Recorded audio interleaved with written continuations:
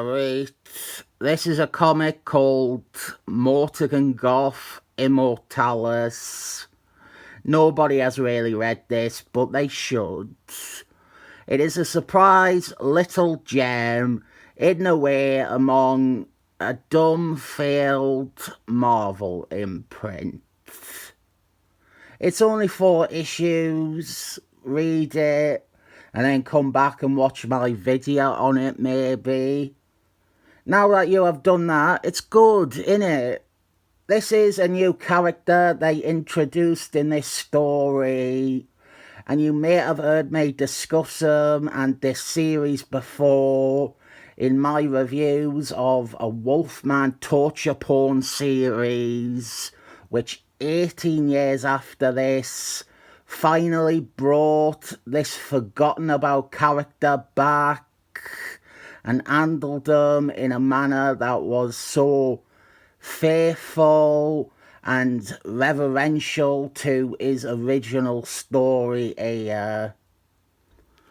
This is written by... I have joked about Hellraiser a few times. Hellraiser is shit.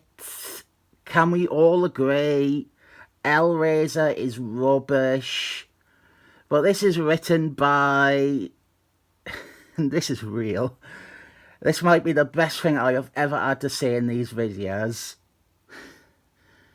This is written by Chatterer the Cenobite from Hellraiser. To be frank, I think the Cenobites should abandon their pursuit of understanding carnal pleasure and write comics instead. This is very good stuff. Our premise is in the 1300s. A man called Mortigan Goth. He challenged Satan to a game of chess, and he won the prize of immortality. During the game, there's some bits here with Satan trying to distract them, and Satan trying to unnerve them. One of the ambiguities is Satan claims Mortigan cheated, and I didn't think we ever learn if he actually did. The story is told across centuries, and it jumps back and forth a lot, but don't let that turn you off. It's easy to see this as yet another of Marvel's attempts to court the Vertigo crowd and establish their own similar imprint. What I like about this series is that it does resemble a Vertigo book, but it combines that with a Marvel comic. It takes some of what works about Vertigo and mixes it with a traditional Marvel book, and it does so more successfully than any of the other crummy attempts to do so. I am looking at you, Satan's son. We do have a lot of Marvel stuff in here. You just saw Doctor Strange, and here he is again in a car talking to Firespit over the phone.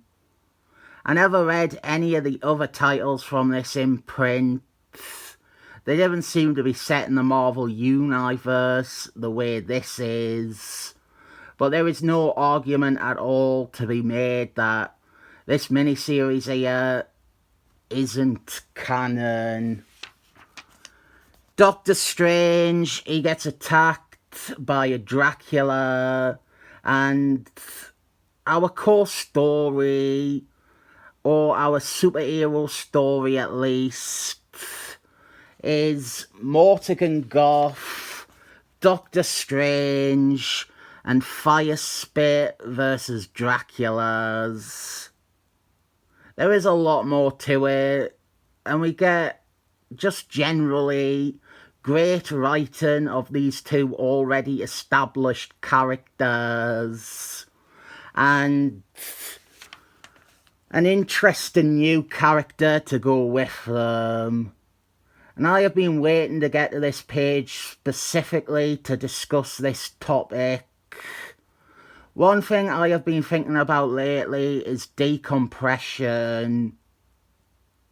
I've actually gotten back into reading comics. I know that sounds mad, but I got into a habit of thinking that it was pointless to read a comic if I wasn't going to review it. But now I'm just breezing through, reading stuff that I want, without any pressure that I have to review it if I don't want to. This I did want to review. Any excuse to direct people towards comics that they have not read or they missed out on is one of my favourite things. I am quite happy that a bunch of people read that Alan Brunner, Jeremy Ordinary, Seaman comic that didn't really make a splash when it came out. Pun there, obviously a pun. Seaman comic making a splash. Whenever there is something that I can unconditionally say I really admire and appreciate and recommend to everyone, it is one of my favourite things to do on this channel. I am getting off track though. I wanted to talk about decompression because this does fit into the debate about decompression, and I think it makes a good argument for how to do decompression. If you are going to decompress a story, it doesn't mean the writing has to be any less dense. A big proponent of that type of writing is actually Van Morrison. They can convey a lot with a few words. There are greater meanings or weight to their dialogue. And it is true in this as well. It looks like there's not much text on a page, but what we do have is meaningful. This is how decompression should have been approached by the medium.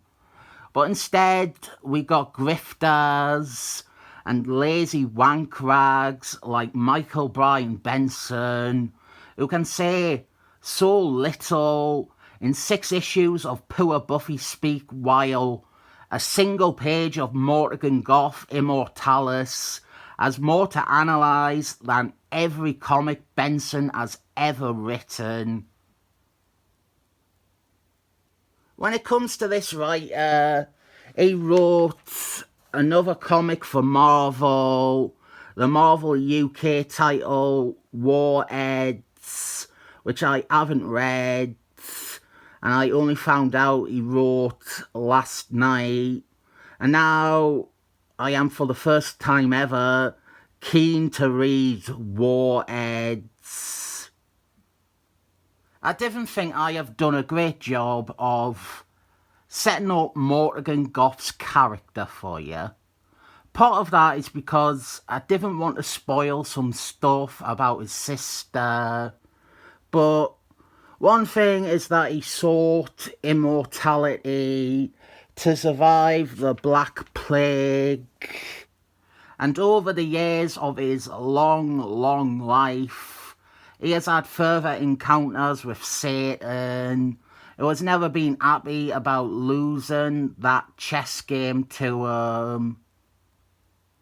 There is a lot going on in this, and this scene itself turns out to be important in the next one, where I will talk more about it and the backstory with Mortigan's sister. I didn't want to spoil it in this video. I'm trying to avoid spoiling even a clever little bit like that, because I am hopeful this video will turn at least one person onto checking out this series. And instead, I will use this time to say that I saw the new Hellraiser movie and it was fucking gash. That is another pun, and I am so proud of that pun, but I think it is far too niche to ever land with anyone.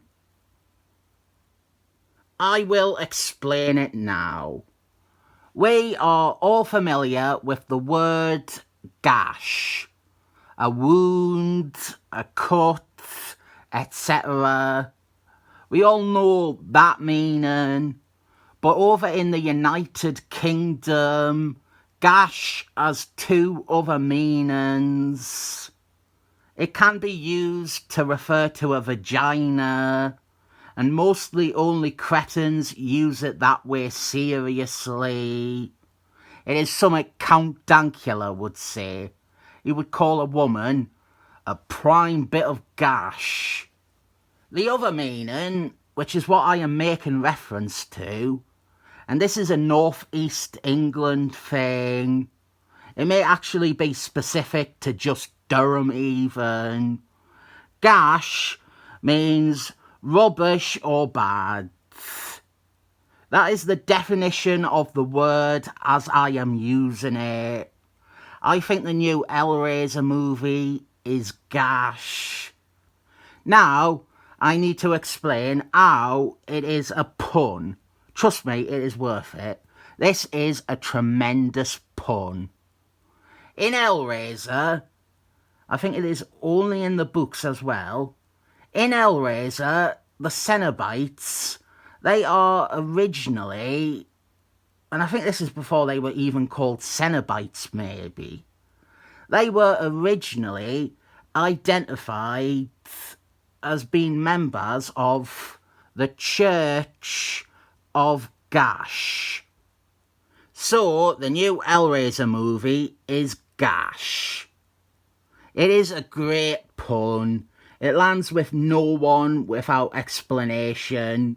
But my God, is it the best pun you will hear today?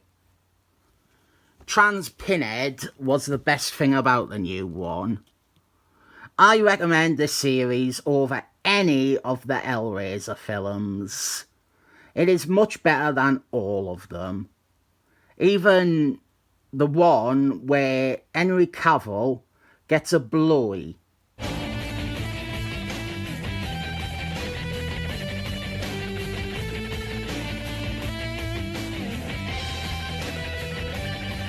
And then gives his finest performance ever. Come on, stud. It's your turn.